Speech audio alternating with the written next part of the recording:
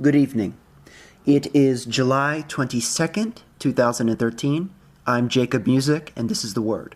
Here are some headlines. A new article in the Animal Welfare Science, Ethics, and Law Veterinary Association Journal is raising questions about conflicts of interest relating to the veterinary profession and exotic pet trading. This is because of harmful links the exotic pet trade has with animal suffering. Major veterinary bodies in both the UK and Europe have expressed strong concerns, particularly regarding the lack of understanding of the complex biological needs of wild animals kept as pets.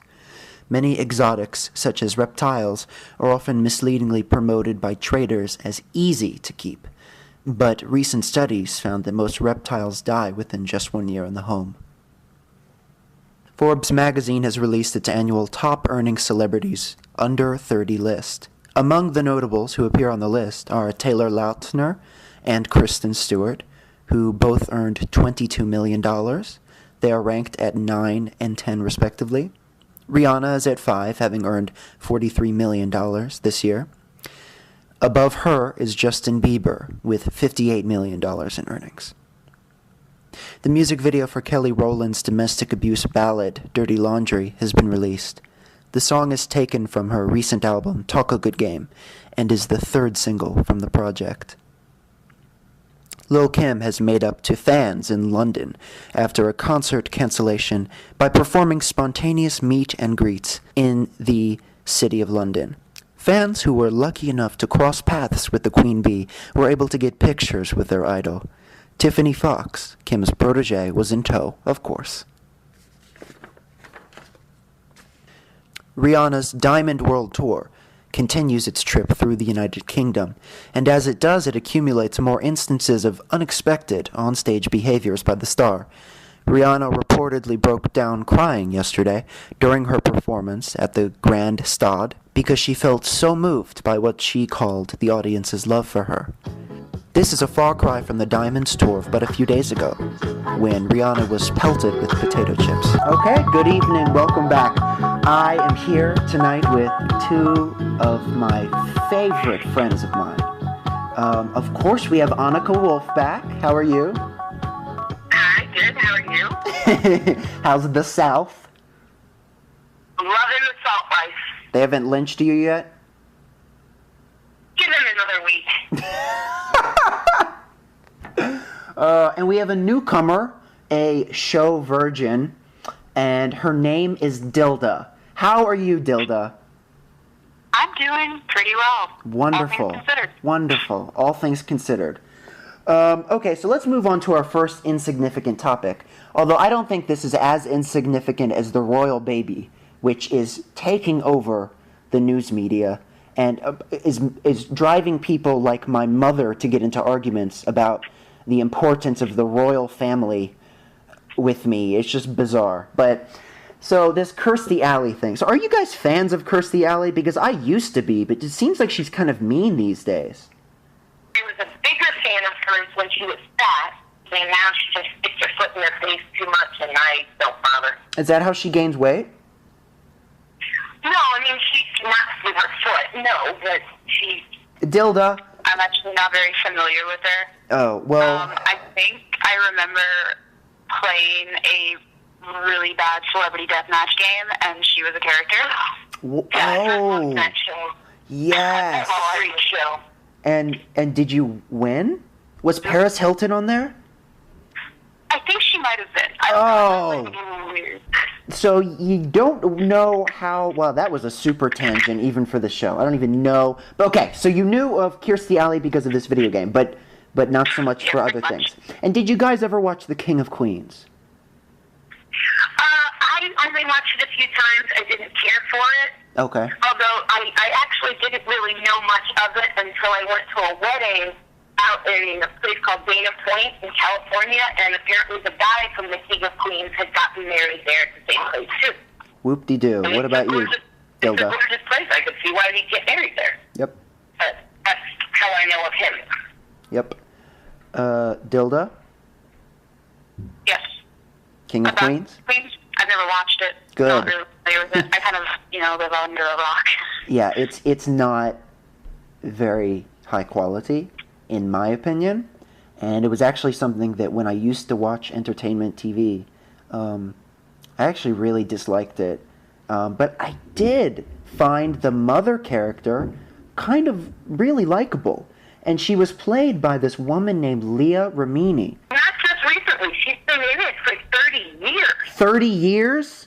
She's been in it for over 30 years. You know, it's so interesting that this, you know, there are so many, every year there are so many people who come out of Scientology and they have such a hard time doing it. You know, right now I'm reading 2 books that I just purchased and I just started reading, and they're 2 different books, but both of these people are talking about their struggle, about how they got sucked into Scientology and how they had to claw their way out.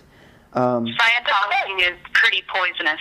Yes. They actually have some policies that make them pretty, seedy. They have something what is known as fair game, which is if it perceives somebody, if it marks a person or group as an enemy, it pretty much means that we punish, harass using any and all means possible.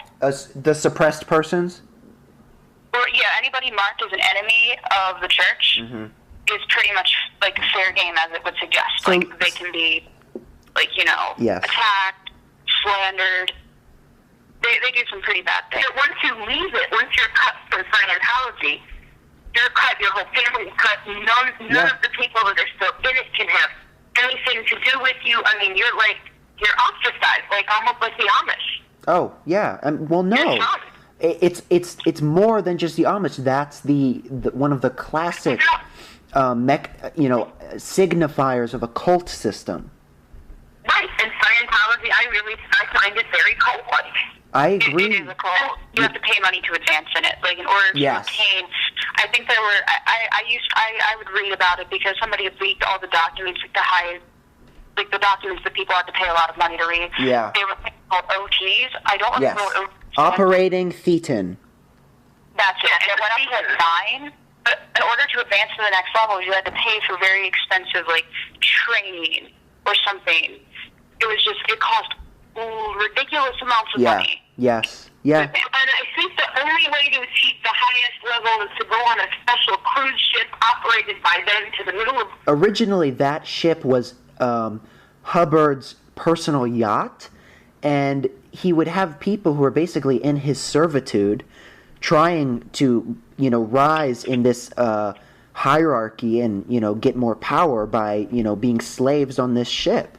But the ship was going all over the world, and no country wanted them, so they were constantly boating from one country to another. It seemed like a very miserable lifestyle. But and even Hubbard himself was like, I'm a fiction author. This is a joke. He at first started it as a joke. On the Sea Crew, or I think that's what it's called, the Sea Crew, and, during the time when L. Ron was actually on there. So she would talk with him, and he would give these speeches, and he, from what she writes, he was completely serious about these things. At least with Rimini, I know her mother is one, her sister was one and left, she was one, Kate Bornstein? Yeah. Yeah. No, Kirstie Alley. Oh, Kirstie Alley. Oh, so for Kirstie Alley, it's a familial thing. No, Leah Remini. Oh, Leah Remini. Leah Remini's whole family was in it. Yeah, so let me read a little bit from this article. Leah's defection from Scientology led her sister to reveal unflattering details about the church, as if we don't know enough already. Kirstie has avoided directly mentioning Leah, but she has been sending out these cryptic tweets that are sort of like passive-aggressive jabs at Leah. One report claimed that Kirstie organized a gathering at the home of Leah's former best friend to discuss how a group of Scientologists would disconnect from Leah. And Scientology denies that it asks members to disconnect from people who leave the church. Do you guys buy that? Religion is supposed to be, whatever it is, supposed to be about something that uplifts you. My biggest problems with Scientology is their views on psychiatry and psychology. Yeah. Oh, God, yeah. And vaccinations. They're totally opposed to psychiatry and psychology. They say that antidepressants are useless because there's no such thing as a chemical imbalance. There was this case back in '95, I believe, a young woman named Lisa McPherson. She became a Scientologist, moved to Clearwater, Florida, which is like their like, I guess, like they're a huge hub. Yeah. That's the word I'm looking for. Hub. I think it's like the world headquarters. I think. Headquarters. Yeah. Used to be London. She was placed into like the church. They don't believe in like psychiatry, so no psychiatric hospitals. So they put their members into something that's called introspection rundown, which is like if you have like a psychotic episode or a mental breakdown, they put you they put you through this thing to help you get out of it. Like it's like looking into it's quote like the quote that they say, it's looking into one's own mind, feelings, reactions, and the result is that the person extroverted, no longer looking inward, worriedly, continuously, without end. So it's like they believe in a spiritual solution to mental illness, but she clearly needed psychiatric help. But because she was a Scientologist, she was cut off from accessing any help. And of course, because she believed so vehemently in it, she denied, like she was asked to have a psychiatric evaluation when she was admitted to the hospital for a car accident. Yeah. Because she was fine. Like the paramedics, like she was walking around. But then she started tearing off her clothes. So they took her to the hospital, and she had taken off her clothes. She said that she took off her clothes to like get counseling. And the hospital kept her overnight for observation, and they wanted to put her into a psychiatric thing. Yeah. But Scientologists intervened. Not just her, but other ones came and said, no, like she can't do this. It's against her religion. Oh. And they gave her a short evaluation, and then she checked out. Died in their care. Oh, my God. Oh. Pictures of this woman, she looked absolutely terrible. Like, in pictures of this woman, I mean, like, autopsy photos. Oh, my God. It was alleged, like, they had care logs, which was, like, you know, medical charges with people, by people that had no medical training. They said that McPherson was incoherent. She was reacting violently. Her nails were cut so she wouldn't scratch herself or the staff. Oh. She had bruises all over her hands from hitting the wall. She couldn't sleep, so they gave her natural supplements. And she looked sick and had sores on her body. Like, they looked like measles or chicken pox. That's what they wrote. She refused food, and, like, they tried to give her, like, protein shakes because she wasn't eating anything. They tried to force feed her, and she spat the food out. Scientologists who were, like, questioning how the church was going about this, they told them that it was none of their business.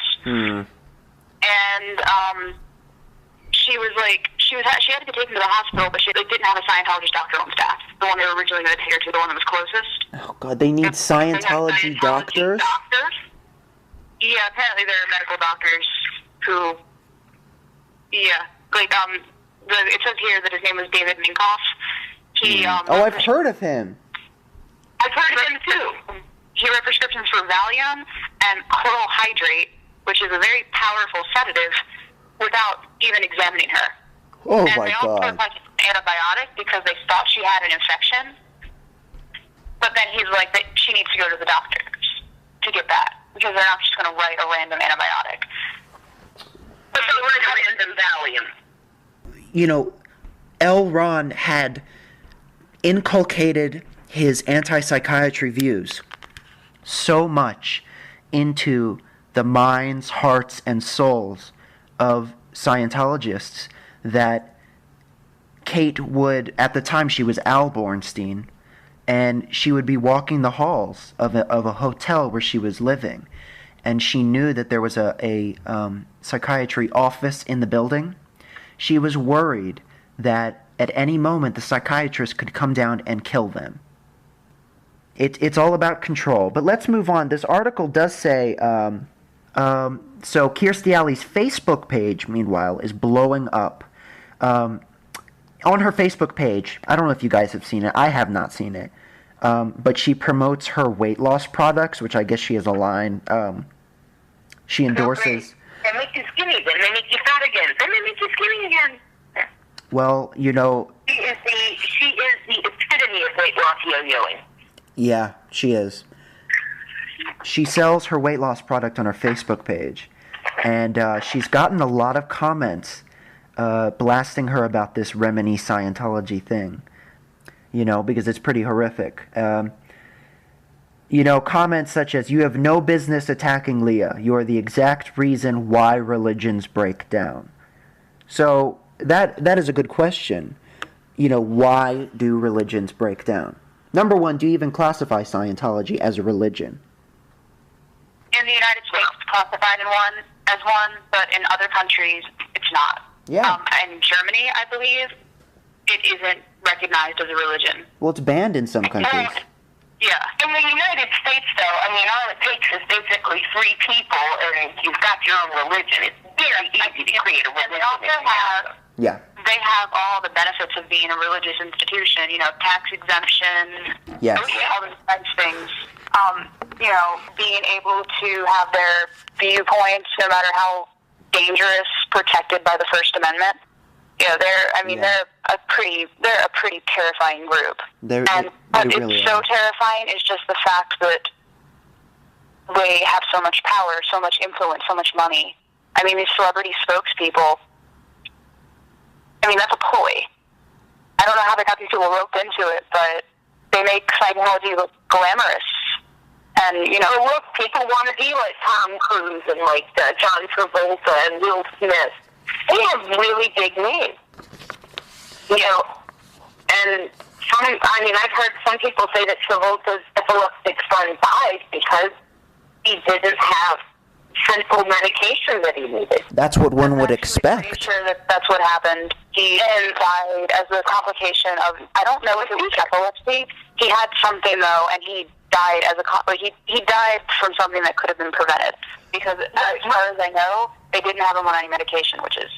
Annika, what is it that draws celebrities and these high-profile people to Scientology? In America, we have so many religious options. Why this one? I don't know if it's a really good, really easy tax shelter, to sink their money into. And again, there are a lot of them in it. All it takes is, a couple of influential people, yes. that influence others. Even you say that it's like a cover for, you said about it being a big, a money sink for taxes, or tax-free money. Yeah. They could use money that they spent on the church or, gave to the church and write it off as tax exemption. Because yes. it costs as much to be a Scientologist. Yes. Right. I wonder if they can write those things off. I donated this money to my church. I gave this money for OT training. I never really thought about that, but that adds up. And celebrities, they have no shortage of money to spend, but those tax credits really do add up. Absolutely. And I never thought about it from that angle either, Annika. Scientology could very easily be viewed as one just large, in a sense, for the average person, it's a pyramid scheme. But for the celebrities, it is a large tax shelter. Okay. And I'm sure the monitoring on that is almost none as opposed to some of the other tax shelters. Yeah. That you can go through. Yeah. I'm sure, because people don't think of a religion. Bank accounts, stuff like that. If it funnels into Scientology, it's never seen again. Yeah. But if they have an account in Cayman Islands, whatever, that's more traceable. It raises a lot of questions about, because this religion, they're not exactly known for having this, for a modern religion, founded within the past 100 years. Yes. Certainly has a record of being pretty unscrupulous. Yeah, I think the only new religious movement that I can think of offhand that is more controversial than Scientology would be, the Shinriko in Japan, but the only reason they are is because they initiated the sarin gas attack. So, exactly. I don't know if they're even considered a religion or a cult. I think they are considered a cult. Oh, they are. Most definitely. Have the same status that religion does. But in America, religious liberty is a big principle. So, a lot of things can, I guess, hide under that. But, so, Dilda, I'll ask you the same question. Is there any other reason besides money that celebrities would be attracted to Scientology? Because if we're speaking frankly, I don't know, because I don't watch movies, really, and I certainly don't watch Tom Cruise movies, but I would do not think that he is as large of a star as he was before Scientology. Oh, I think you're very wrong. He's been into Scientology since, like, pre-Will Smith.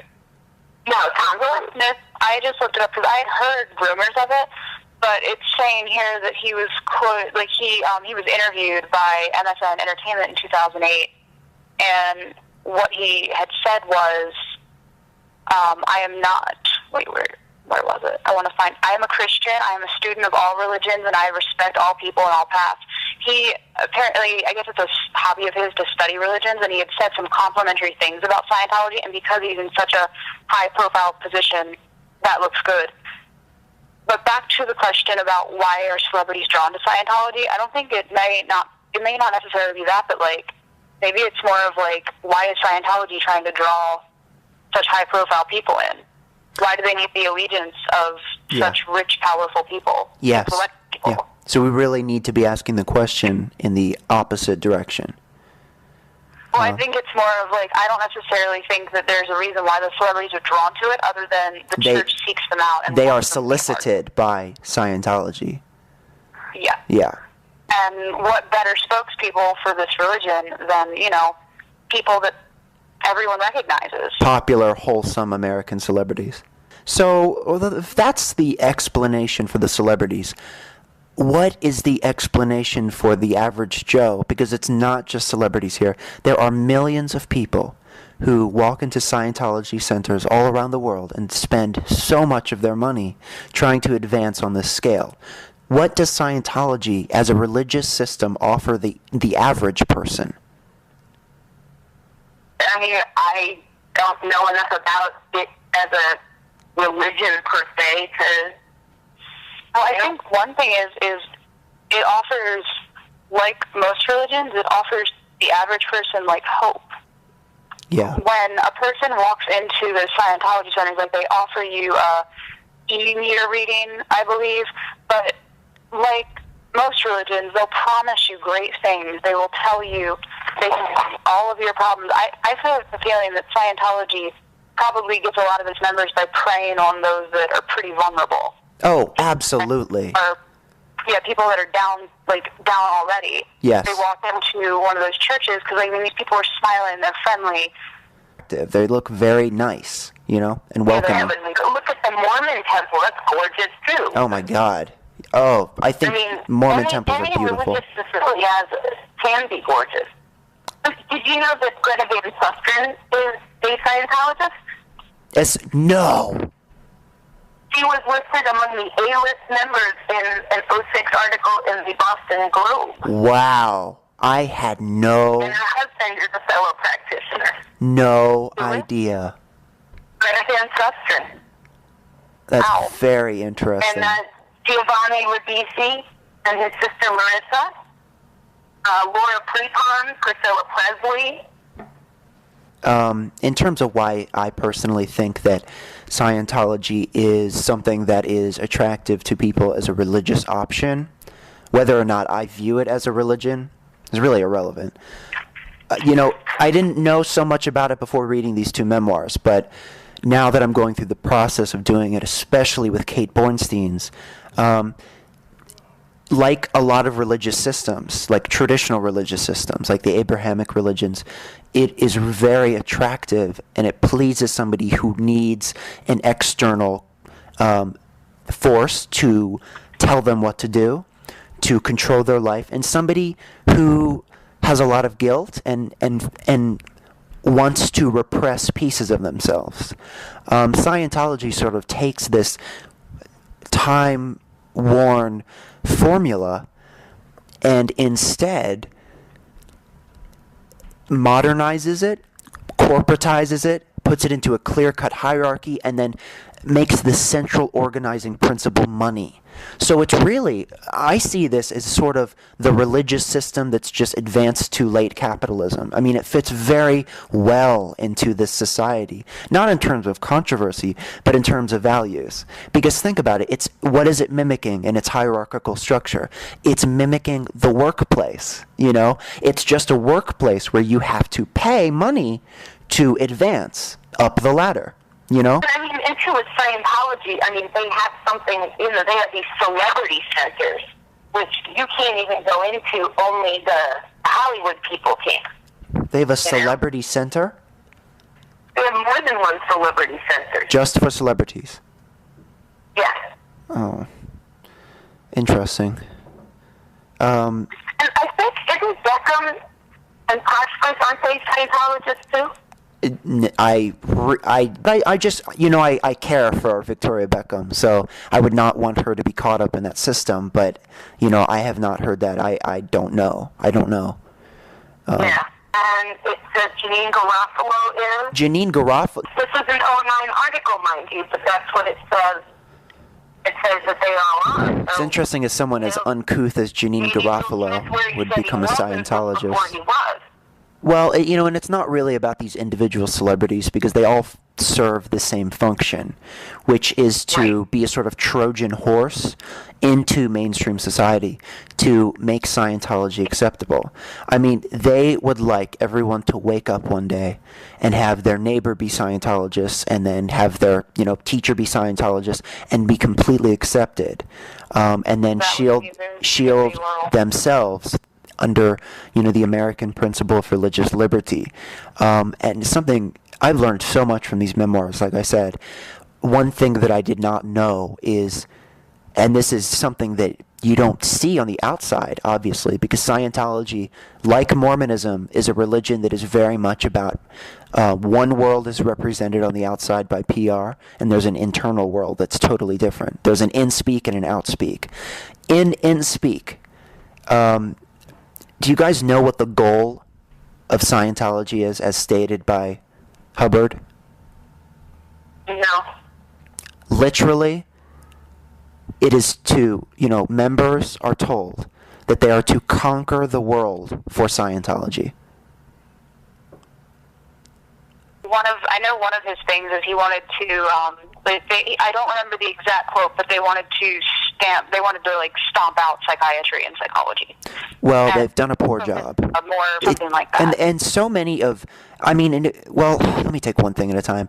So I find that monstrous, that they would, frame it as this sort of like religious war. I mean, that it's scary that they won't tell you, but the members who are in Scientology, they have this mindset of we are to conquer the world for this.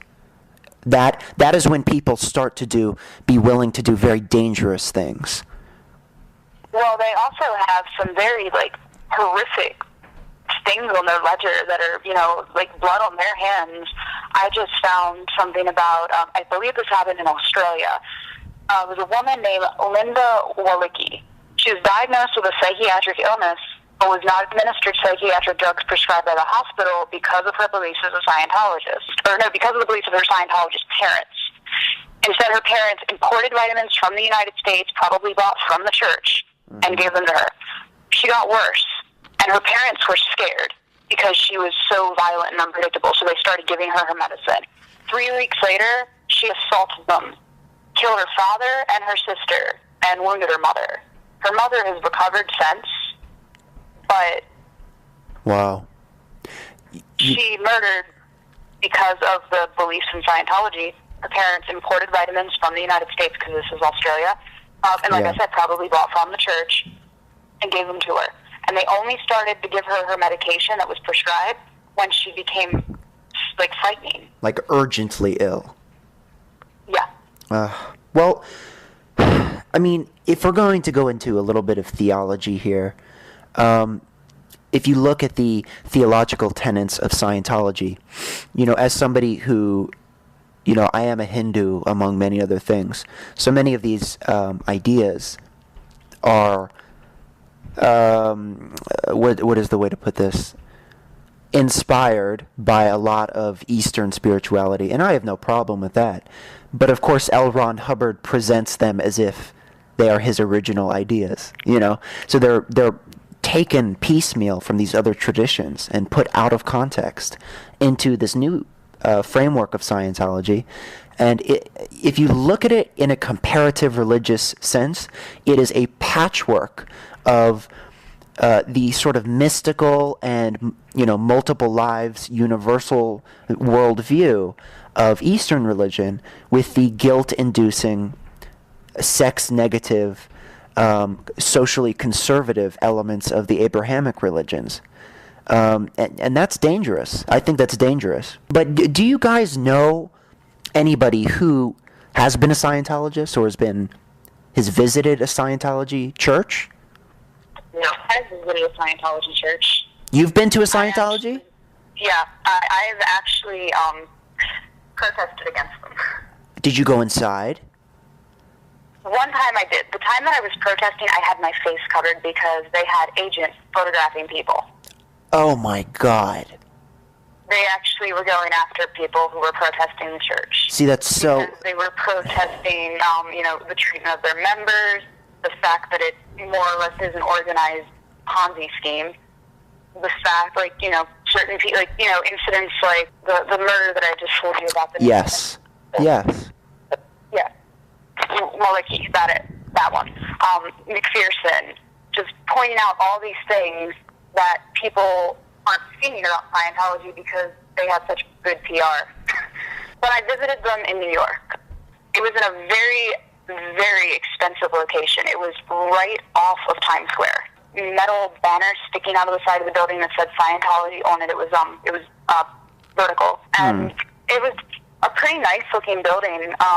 I tried not to stay very long, just because I didn't want to, because they would have. If I got sucked into an 80-meter thing, they wouldn't have let me leave until they, tried to convince me that I should convert.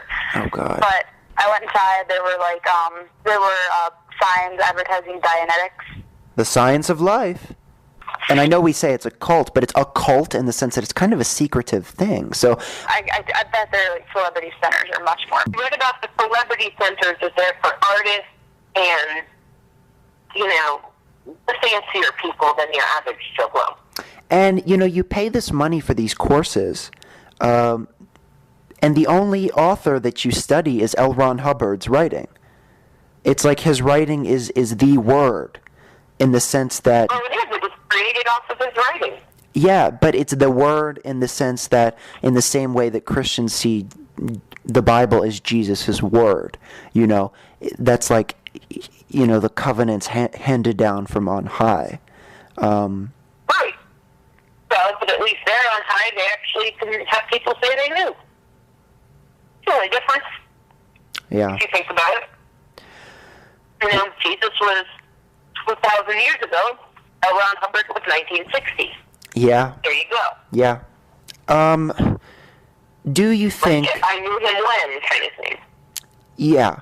So, do you guys have any other further comments or theories about Scientology?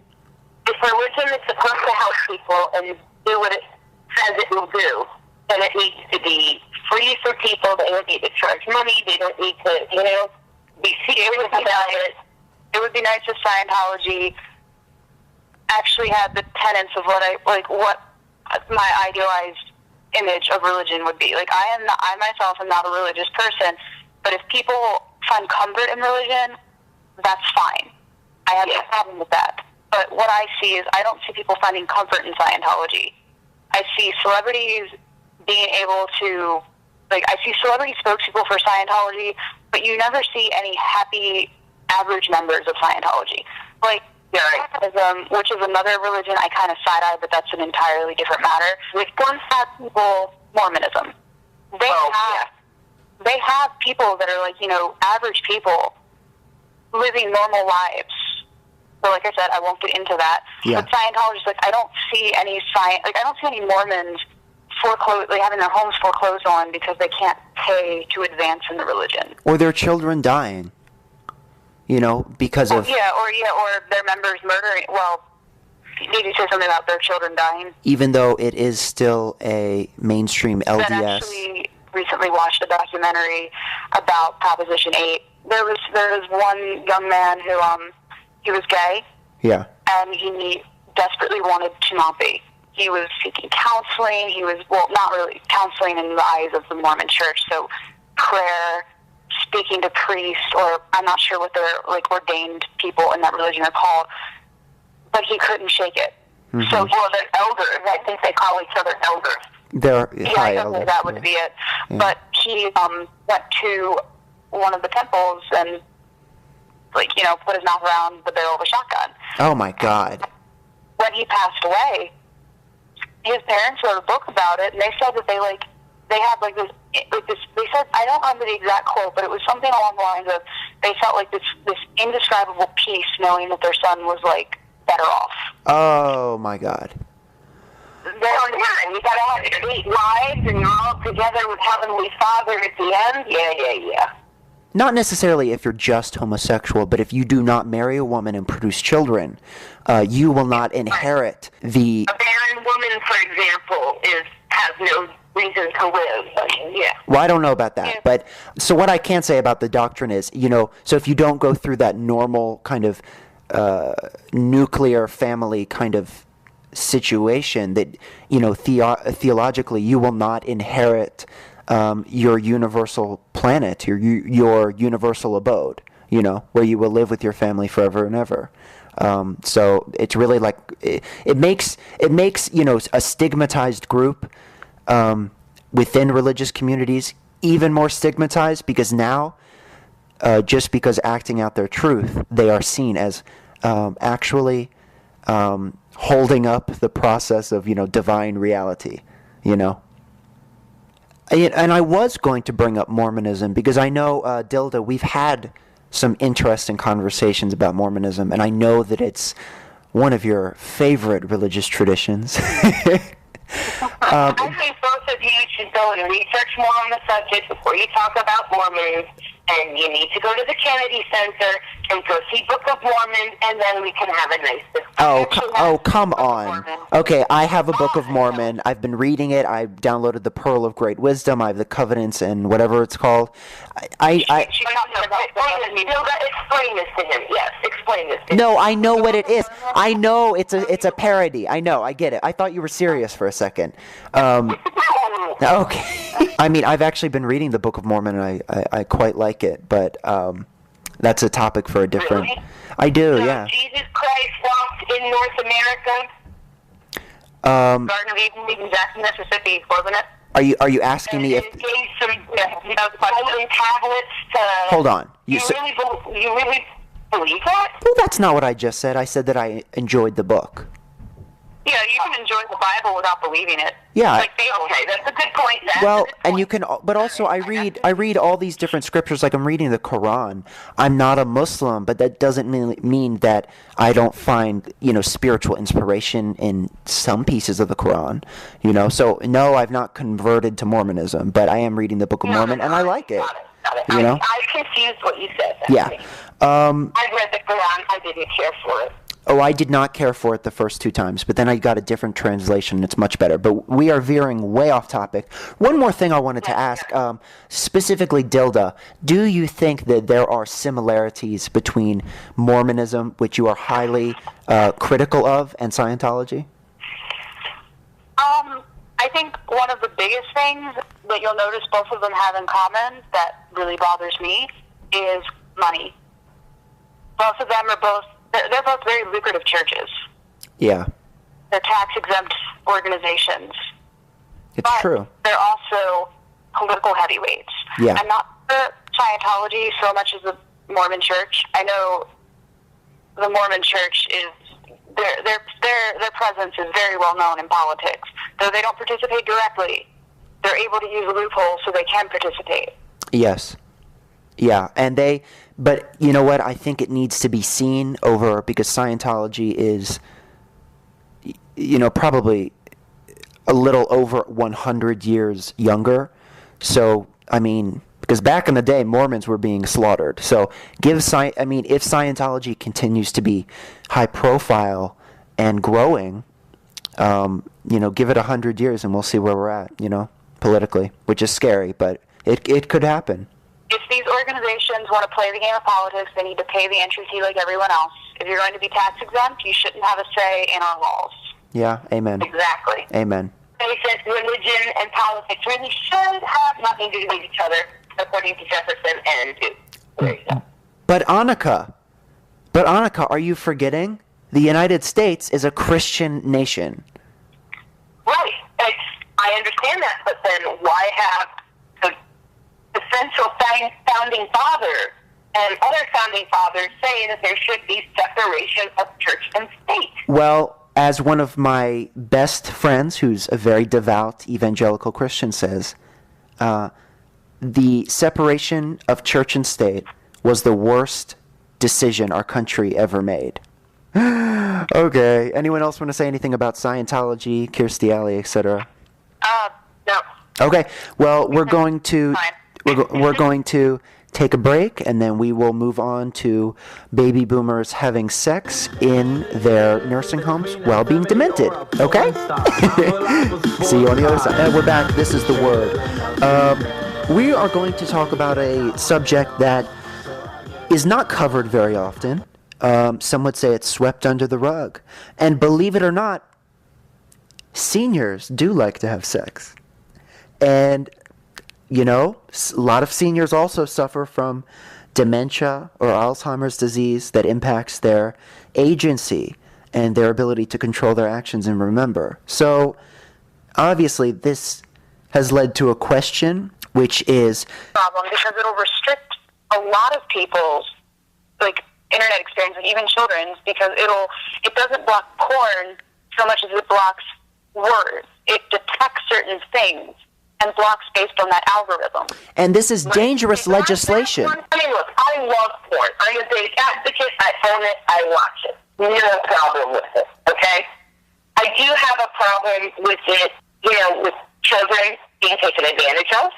But I do have a problem with underage people looking at porn and get online with certain porn websites. My response to that is there is no need for federal legislation like that to go into effect, because there is a smattering of options for families already. There's no reason to make this a federal issue. I think David Cameron's just trying to give some grist for the mill for his popularity here. Because any time a politician... agenda to appeal to certain people. Exactly. The question is, it's like, people, like, you personally disagree with pornography. However, is it the federal government's job to step in and intervene, saying, we're going to draw the line at what can and can't be viewed? Yeah. That's like, whose place is it to decide what belongs on your computer? But also... or what to search for? But also what's important is that it's horrific. His definition of horrific, or the government's definition of quote-unquote horrific, could be different than, you know, that is totally subjective. There's no way to quantify, especially when it comes to pornography. I mean, opinions vary so much. What is horrific? Well, that's true, too. Because some people would say a consensual BDSM scene is horrific. Yeah, like, what is extreme sexual images? Because it says that they are trying to make, like, I agree that, like, of course, child pornography should always be illegal because children are incapable of consent. Correct. It's, like, that's not even, like, that issue is, like, we don't even need to bring that up because that's just understood. But violent pornography, simulated rape scenes, while it leaves a very bad taste in my mouth to understand the roots of certain kinks and understanding why some of them can be considered problematic. Like BDSM scenes, a lot of them do look like rape, like master and submissive scenes. Actually, the sub who has the power in those. But to the person areas, that's not what people see, though. Right. Well, I agree. It's a totally different thing because when a woman is sexually assaulted, or when anybody's sexually assaulted, the one who is assaulting them is the one with the power. But in scenes where there is a submissive and a dominant, the submissive, it's pretty much their boundaries that set what can and can't be done. So, to get back to this particular policy and the way that it's being used by David Cameron is, I think that, frankly, it's a distraction to the British people. I think that it is a cultural, hollow legislative agenda being put out there to appeal to a certain group of concerned families, to basically make them feel like secure in the fact that the government is protecting their children, however amorphous that concept may be. I mean, if we look in, at least I know in American and British politics, it is an axiom that, as soon as you tack on, this is for the children, this is to protect children, then you instantly are shielded from criticism, and instantly people will find it okay. I mean, you can just usually comes in two flavors, like national security and preserving the wholesomeness of children. Absolutely. I'm a child of the 70s, and even growing up with the evil empire. But also, there were so many terrorist attacks in the 70s, and people just didn't look at them the way that we do. Yeah, they were no big deal. We were not so paranoid as we are now. We're paranoid. Yeah. It's really kind of scary. So do you agree that this is a sort of ploy just to appeal to British conservatives? I don't really know enough about the dynamic of British politics to say one way or the other. What I can say, though, is I don't really think it's the government's place. Why should the government get to decide what is considered, what sort of standard are they going to use to decide what's censored and what's not? Not black and white. There are many shades of gray. They change. They're porous. And in this article, it says other countries that have attempted to introduce similar filters, such as Australia, also justified their introduction by primarily targeting child pornography, but tried to use them to blacklist activist and political websites. I think it's a way to pull out people and use it against them. I think this is a unnecessary, a conservative in the United States would call it government overreach, but I think this is more about government power and control than actually about the children, and that's why I do not support it. Well, that's usually the case almost in every instance. I mean, if it was really, if the bill did, and only did what they really say that it's for, what they say, that it's really to protect people and save children and save this and that and the other thing. If that's what it was strictly being used for, fantastic, great, I'm all for it. I agree with it. I agree in principle with what I read. Implementation and theory, implementation and principle are two different things. In theory and principle, it sounds wonderful. Implementationally, probably not, so it's a stupid idea. But I would ask this question to you. Because of the availability of filters that people can purchase to choose to purchase and use as a family or as an individual if you wish, isn't this bill unnecessary? That's a good question, but what they're saying is if it'll completely take away certain words out of the search lexicon, then it might work. A consumer has many options already available. There is no reason for the government to get into this business. Like many controversial pieces of legislation, there's usually a media campaign that goes along with it. In this case, the campaign to block online porn was led by the Daily Mail, whose website is ironically littered with images which could be considered soft porn on a daily basis. Perhaps the newspaper wants to eliminate its competition, the article says. Daily Mail readers reacted by slamming the newspaper itself for featuring suggestive images of underage children on a routine basis. One person commented, "Will this extend to your endless pictures of teenage stars in their bikinis?" The Daily Mail's garbage, and we know it's garbage. We know it has a political agenda. They're just cynically using this because the UK press doesn't care about children. They don't care about children's dignity or whatever. It's not so much their dignity as their purity. It's yellow because journalism. About corroding childhood. Yeah. Whatever that means. Are there any other reasons besides simply stirring up a controversy that this publication would have for pushing so hard for something that it does itself? It's like why these newspapers or news channels, websites, why do they choose to focus on one story versus the other? Well, and we can look through various theories of the media.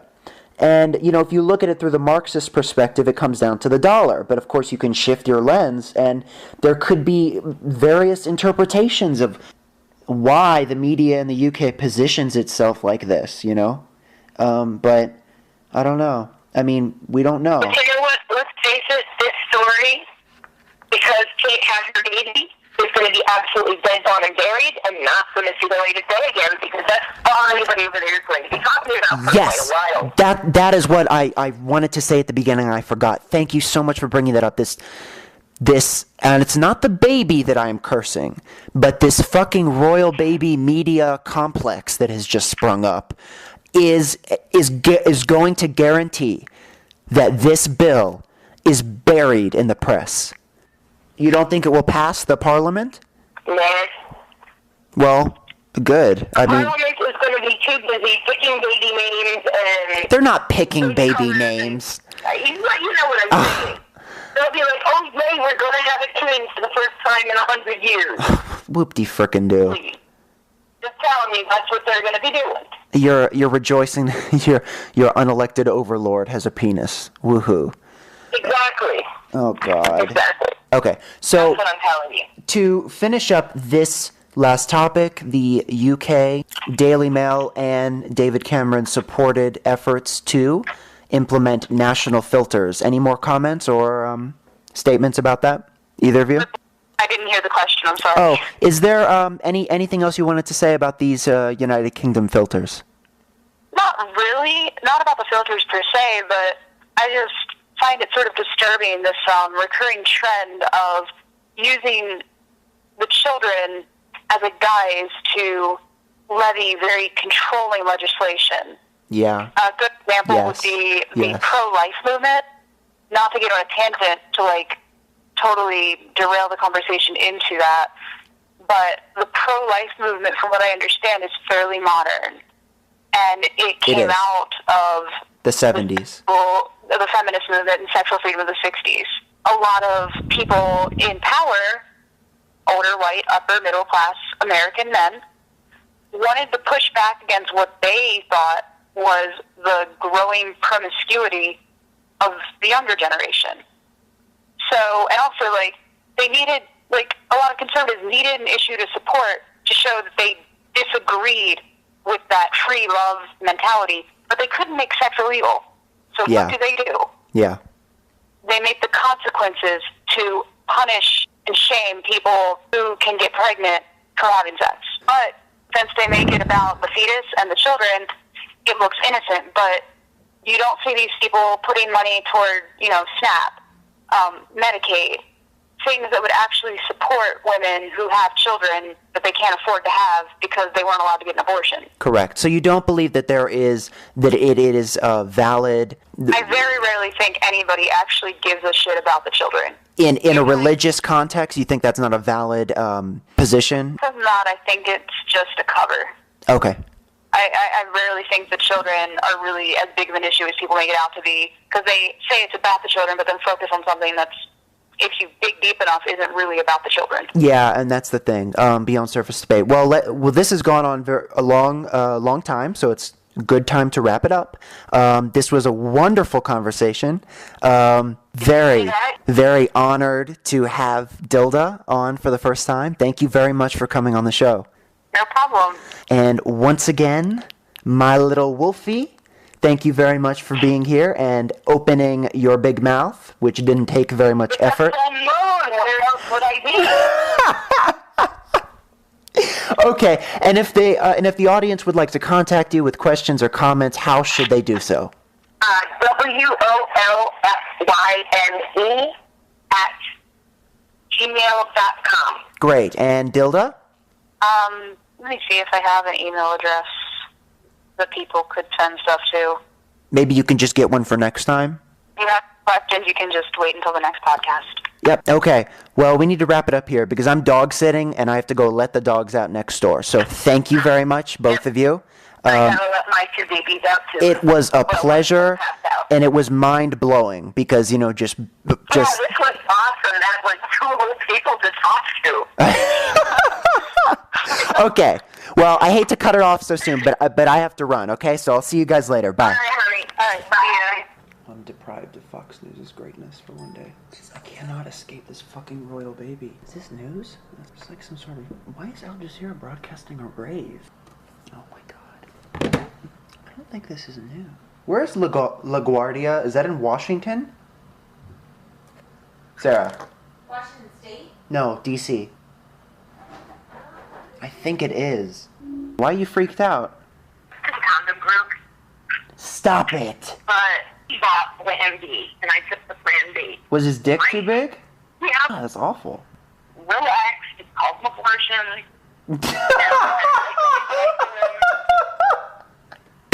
Well, it's true. Oh. So, Yes. with all the drugs I'm on, who are we kidding? I know, right? It's gonna come out like an alien. Annika Wolf has to finish telling her salacious story to me. Oh, I didn't know there were other people listening. Okay, you sent out I got laid in a mass text to her. You know who got that, I right? didn't realize that either. You're just I was bragging. wondering who that was. She's just bragging. She's just bragging about her sex life. That's what that is. I am not complete bragging. I just have to say this to you two, that this royal baby is pissing me off. LaGuardia Come on, Airport... it's an itty bitty baby. Why did it? What did No, you do okay, about that's you? right. Okay, so it's media's fascination, especially in America, with the royal baby, because number one, LaGuardia Airport just suffered a plane crash and closed, yet none of the American stations are even talking about it. And I had to go to Russian media, because the AP is shoved so far up the royal baby's new, shiny ass, that is why. Whoop-de-doo. It's not even on the AP wire. Go to RT. LaGuardia. I hadn't heard about the Kirstie Alley thing. Yeah, that's probably beneath you. No, that happened like last week. It started. Yeah, I think maybe RT overreacted on that one, which is... I'm into name etymology, Me too. which is from Sanskrit. What? From Margarita. Like Marguerite, Rita Repulsa from Power Rangers. How about we call you Maleficent? To Dar, to Lulu, to Sarah. Well, we've already had like so many Sarahs on this program, real and fake. I mean, I was named, like, it was supposed to be an Irish Welsh name. Oh my God, we'll call you. An Iranian version, you could be more Varid. Ooh. How about we should call you? Your pseudonym should be called Dilda. Dilda. Dilda Radner. No. I mean... No, Dilda. I could... How about Lulu? Lulu is Arabic and means pearl. Moo. Seriously. The feminine form of dildo. Yeah, we could call you Dilda. My boys, we could have all kinds of fun names and make it a fun sex show. See, I mean, well, we're already talking about sex like twice how to today. do that, so. Gilda? Oh, Gilda. Like Gilda Radner. Yeah, so No, dildo, like dildo with an A at the end. Dilda! Your name. And then you I'll can stay do with like this.